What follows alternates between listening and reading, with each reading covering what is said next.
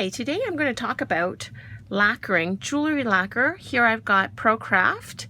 Basically it's like nail polish except it's a runnier consistency. And what it is oftentimes we have pendants that are plated, either plated over silver or in some cases, since it is rough, they set it in copper, plate it with gold or silver, and this over time will change color or run and get tarnished. So today I want to talk about lacquering. And what I've got here is I put a bit of lacquer. You don't need a lot, and sometimes you can just dip it. And I use a little brush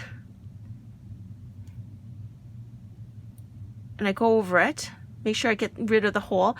Always have lots of paper towel, and it's okay to do this as long as it's a paper towel that is the cheap kind that won't have little filaments in. And you could do that.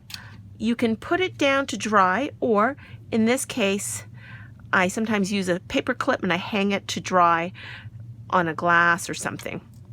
And the other thing you could do is have either a bristle brush, industrial or barbecue brush, and then do this.